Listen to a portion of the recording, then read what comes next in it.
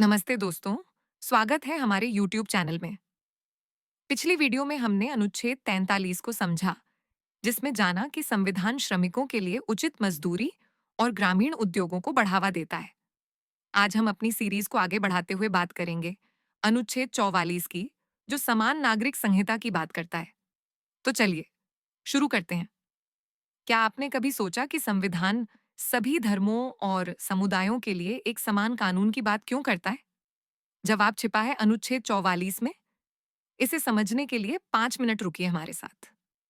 अनुच्छेद 44 कहता है, राज्य पूरे भारत में नागरिकों के लिए एक समान नागरिक संहिता लागू करने का प्रयास करेगा।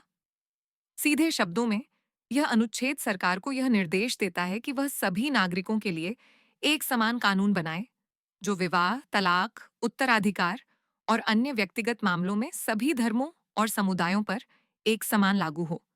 पहला हिस्सा, अनुच्छेद 44 का मतलब अनुच्छेद 44 नीति निर्देशक तत्वों का हिस्सा है और इसका उद्देश्य राष्ट्रीय एकता और सामाजिक समानता को बढ़ावा देना है।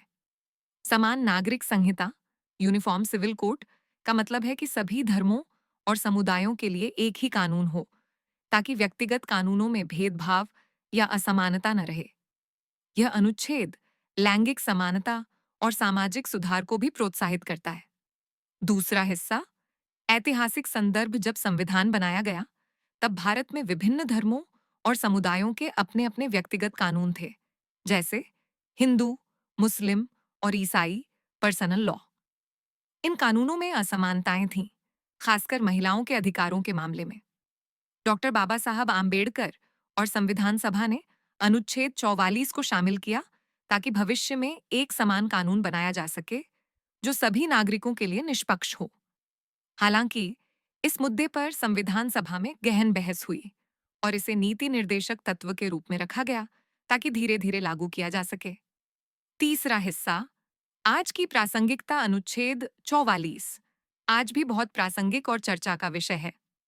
सुप्रीम कोर्ट ने कई मामलों, जैसे शाहबानो केस 1985 और सरवला मुदगल केस 1995 में समान नागरिक संहिता की आवश्यकता पर जोर दिया है। यह अनुच्छेद लैंगिक समानता, जैसे महिलाओं के संपत्ति और तलाक के अधिकार, को बढ़ावा देता है।